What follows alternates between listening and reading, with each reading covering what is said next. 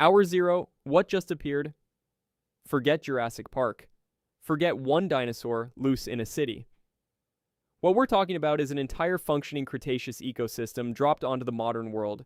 Every species, every age class, every niche filled. Start with the headliner. In 2021, a team calculated how many T-Rex were alive at any one time during the Late Cretaceous. The number? Roughly 20,000 adults. That's about 1 per 100 square kilometers. Across an area the size of California, that's 3,800 tyrannosaurs just standing there. In forests, on highways, behind strip malls. And T-Rex is the rare one. Triceratops was more common, way more common. These are 6 to 10 horned animals that traveled in groups. Picture a herd of them standing in a Costco parking lot. Each one weighs more than a pickup truck. Each one has a meter-long horn made for fighting things its own size. They don't care about you, you're furniture. Now scale up. Titanosaurs, 70 tons, longer than 3 school buses, laid end to end. A herd of 5 is visible from miles away. Their footsteps register on seismographs. They don't attack buildings. They don't need to. They walk through them the way you walk through a spiderweb, then fill in the gaps. Thousands of hadrosaurs, armored ankylosaurs, juvenile tyrannosaurs in every size from dog to horse. This isn't a few loose animals. This is a full invasion across every weight class simultaneously, with no fences, no warning, and no plan, which somehow makes it worse. Because an animal with a plan, you can predict. An ecosystem, that just spreads. Day 1, the sensory mismatch. Here's where your assumptions fall apart. You think you'd see a dinosaur coming. A 40-foot predator, how could you miss it? You wouldn't see it. It would see you. T-Rex had visual acuity roughly 13 times yours. It could distinguish objects at 6 kilometers. That can't see you if you don't move thing from the movies. Completely invented. Forward-facing binocular vision. 55-degree overlap. Better depth perception than a hawk. And it gets worse. T-Rex was likely tetrachromatic, 4 types of color receptors instead of your 3. It probably saw into the ultraviolet range. Colors you don't have a name for, because your eyes physically cannot detect them. You're not hiding in camouflage. You're glowing. Its olfactory bulbs were the most developed of any non-avian dinosaur ever scanned. Comparable to a vulture, the animal that finds a dead rabbit from miles in the sky. Except this nose is attached to 7 tons of muscle and teeth. And the hearing. Long cochlea. Tuned to low frequencies. It didn't just hear you, it felt your footsteps through the ground. So picture yourself in a city at night you think you're hidden. A T-Rex can smell you from blocks away, hear you through concrete, and resolve your silhouette at a distance where you can't even tell what you're looking at. This was never a fight, it's a sensory ambush. And you're the one who's blind. Week 1. The bite that ends the debate. Let's get specific because the actual numbers here are so far beyond anything in your daily experience that they stop feeling real. T-Rex bite force. 35,000 to 57,000 newtons. That's 8 to 10 times any living land animal. A hydraulic car crusher, the machine that folds a sedan into a cube, runs at 20 to 30,000 newtons. The bite exceeds the machine. Let that settle. Tooth pressure, 718 megapascals, enough to pulverize solid bone. Paleontologists found a Triceratops pelvis with around 80 T-Rex bite marks, not scratches. Entire sections of bone gone. Deleted. For reference, it takes about 1,700 newtons to sever a human limb. A T-Rex wouldn't bite through you, it would obliterate the area it bit. There'd be nothing left to reattach. But the Tyrannosaur isn't the only thing that hits. An Ankylosaurus tail club delivered 7 to 8,000 newtons of force at a tip speed of 100 kilometers per hour. Same energy as a professional baseball bat swing, except the bat weighs 35 kilograms and is made of solid bone fused into a wrecking ball. Triceratops brow horns, 1 meter long, mounted on an animal that weighs as much as an elephant. 14% of Triceratops skulls show combat injuries. These animals practice fighting each other for fun. You are softer than the thing they practiced on. Now scale it to your world. A triceratops charging a sedan is a 9-ton battering ram with lances. An Argentinosaurus doesn't even register your neighborhood as an obstacle. It's not attacking your house, it's just walking. Your house is in the way. These aren't animals. They're demolition-grade biological machines, and there's nothing in your civilian life that operates on the same physics. Month 1, why nobody's sleeping. Here's the assumption that kills you. Dinosaurs were cold-blooded, sluggish. They'd slow down at night, freeze up in winter, and you'd just wait them out. Wrong. Biomechanical analysis of 14 bipedal dinosaur species showed metabolic rates that exceed anything cold-blooded physiology can produce. These animals ran hot. Maybe not exactly like mammals, but close enough that the distinction doesn't save you. Now, the air. Late Cretaceous oxygen levels sat around 30%. Ours is 21%. So dinosaurs in modern atmosphere would be slightly less efficient than in their own era. But slightly less efficient for a 7-ton predator still leaves you with a 7-ton predator. 21% oxygen works fine for elephants. It'll work fine for this. Here's the part nobody talks about. Juvenile T-Rex was a completely different animal. Faster, potentially 30+ miles per hour.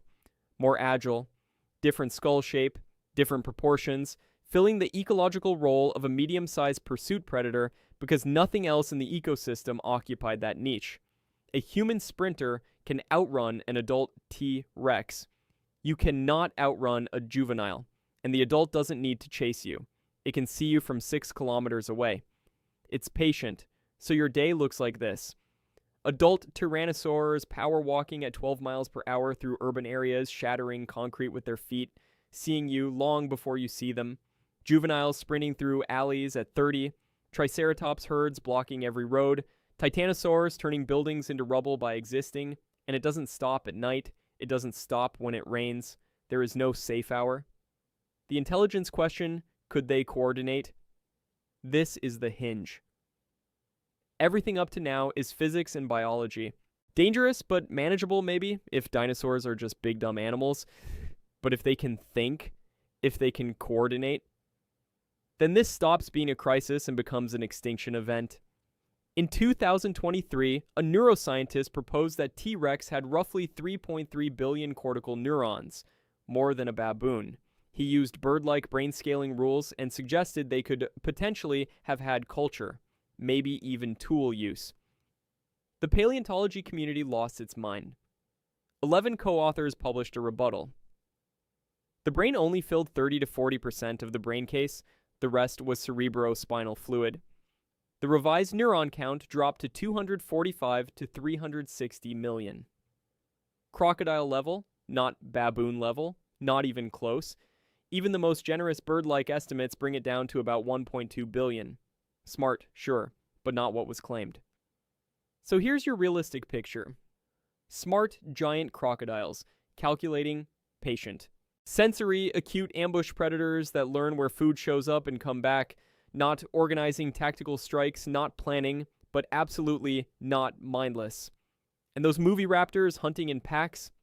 Probably fiction. Isotopic analysis of raptor teeth showed different diets between juveniles and adults in the same area, which doesn't happen if you're sharing kills as a coordinated unit, more like Komodo dragons mobbing a carcass.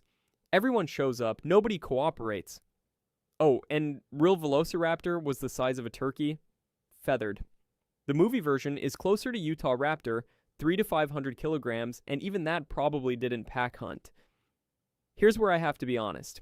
Everything I just told you is peer-reviewed science. What comes next is extrapolation.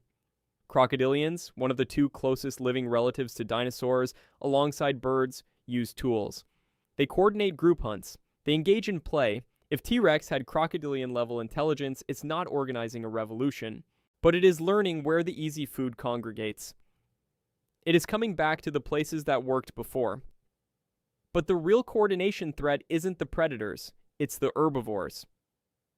A migrating group of titanosaurs doesn't need intelligence to destroy a highway system. It doesn't need a plan to collapse a bridge. It just needs to walk forward and not stop. The dinosaurs don't need to be smart to overthrow you. They just need to be persistent, numerous, and heavy.